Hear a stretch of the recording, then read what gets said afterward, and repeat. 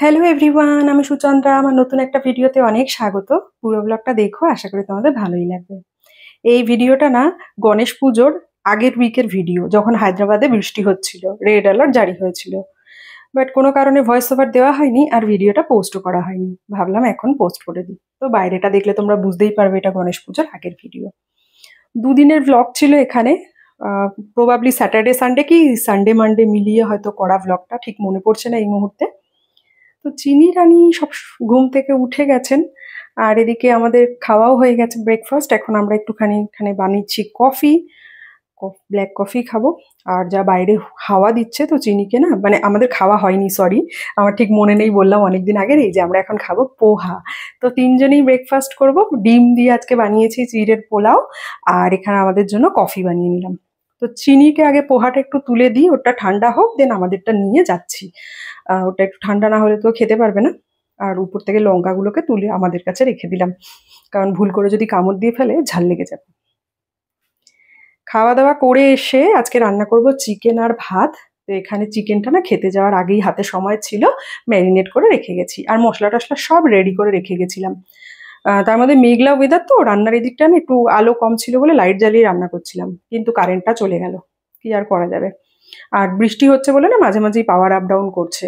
আর হায়দ্রাবাদে তখন পুরো রেড অ্যালার্ট জারি করাও ছিল, বেশ কিছু এরিয়াতে ওয়াটার লক ছিল, বাইরে বেরোতে না করছিল। এদিকে চিকেনও কষানো হয়ে গেছে, আর চিকেনটা হতে থাক। আর সেই দেখো, ছোটবেলায় আমরা যেমন করি না, ম্যাক্সিমাম বাড়িতেই আশা করি এই জিনিসটা হয়, মা যখন চিকেন রান্না করে বাটি হাতে নিয়ে চলে যেতাম। চিনি তখন আস্তে আস্তে বড় হচ্ছে, এসছে আমার কাছে, মাম্মা শিকেন শিকেন, শিকেন খাবে বলে এসছে। আমি একটুখানি দেখে নিয়েছি চিকেন সিদ্ধ হয়েছে কিনা।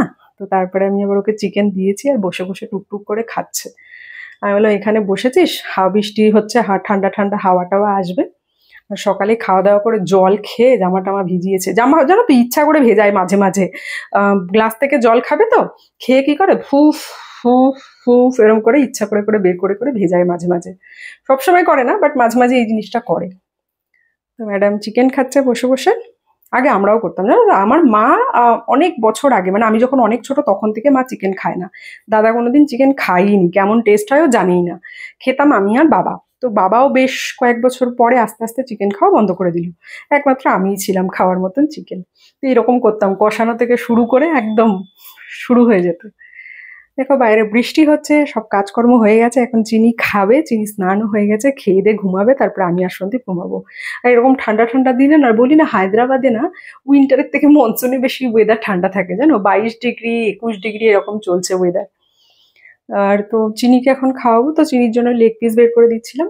ও তো লেগ পিস ভালো খায়, আর মানে হাড়ালা মাংস ভালো খায়, বুঝেছো তো, হাড়টা তো চাবায় না, বাট হাড়ালা মাংসগুলো ভালো খায়। তো খাওয়া দাওয়া হয়ে গেছে, ও বলছে নাকি ওইটা গায়ে দিয়ে শোবে। আর ওয়েদারটা ঠান্ডা না, মনে হচ্ছে কি রুমে এসি চলছে, ফ্যান তাও কমিয়ে দিয়েছি। তো ওকে ফুল হাতা জামা কাপড় পরিয়ে দিয়েছি, আমি বলছি তুমি ঘুমাও। তো ও ঘুমালে আমরা খাবো। দেখো, আর এটা না সানডে মনে পড়েছে, কেন বলতো, পরের দিন ছিল মানডে, আর সেদিন না হায়দ্রাবাদে কি 2 সেপ্টেম্বর ছিল প্রবাবলি, গভর্নমেন্ট থেকে হলিডে অ্যানাউন্স করে দিয়েছিল। আমার এখন জাস্ট মনে পড়লো যে ওই রেড অ্যালার্টের জন্য হলিডে অ্যানাউন্স করে দিয়েছিল, কারণ এত কোনো কোনো জায়গায় এত নাকি জল টল জমেছে, এত বৃষ্টি হয়েছে, তারপরে রাস্তাঘাটে বেরোতে না করছে ওর জন্য। তো সেই দিন আর ব্লগ করিনি। সন্ধেবেলায় আমরা একটু টিভি দেখলাম, সিনেমা টিনেমা দেখছিলাম আমি আর সন্দীপ, এটা পরের দিন সকালে। আজকে একটু বানাবো হচ্ছে তোমার গ্রিন, হ্যাঁ মুগ ডাল ভিজিয়ে রেখেছিলাম, মনে হয় গ্রিন মুগ, হ্যাঁ গ্রিন মুগ দিয়ে চিলা বানাবো।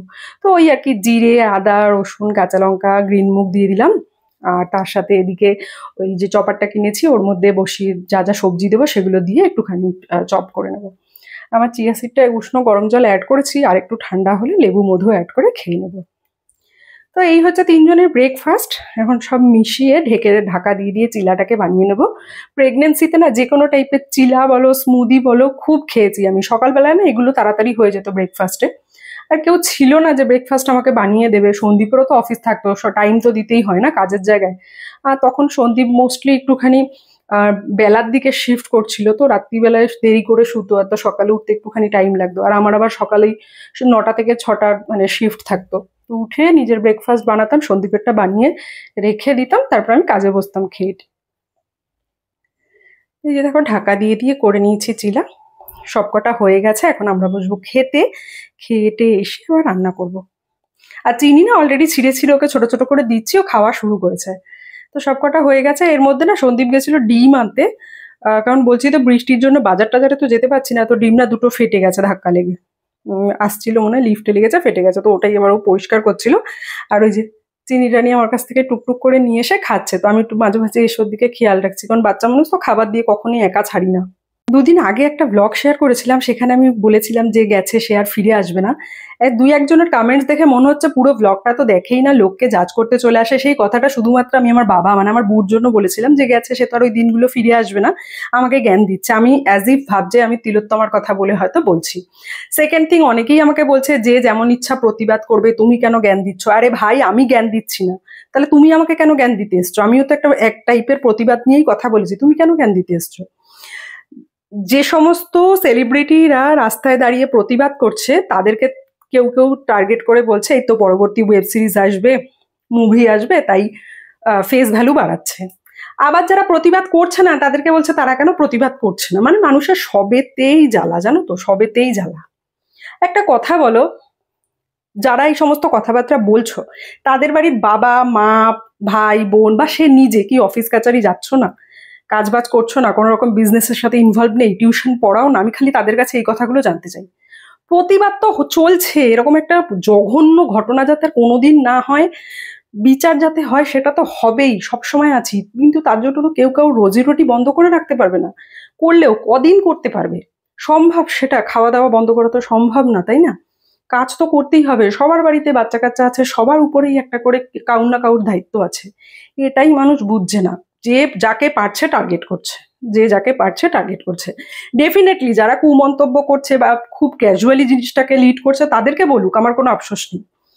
কিন্তু একটা যে কথাগুলোতে ভ্যালু আছে সেই কথাগুলোকে নিয়ে যখন মানুষকে টার্গেট করে, আমার কিছু বলার নেই, সত্যি কথা। মানে তারা কি না খেয়ে আছে বাড়িতে? তাদের বাড়িতে কেউ কাজে বেরোচ্ছে না? কি বলবো জানি না।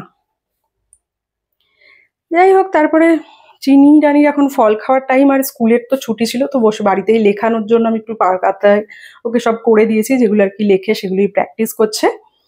আর সাথে ওর ফ্রুটস খাওয়ার টাইম হয়ে গেছিলো, তো একটা নাশপাতি কেটে দিয়েছিলাম, ওটাই বসে খাচ্ছিল। আর সন্দীপ এদিকে ঘরটর মুছছিল। তারপরে আমরা যাব স্নানে। আর এই ব্লগটা এখানেই শেষ করি, আবার দেখা হচ্ছে তোমাদের সাথে অন্য একটা ব্লগে। বাই।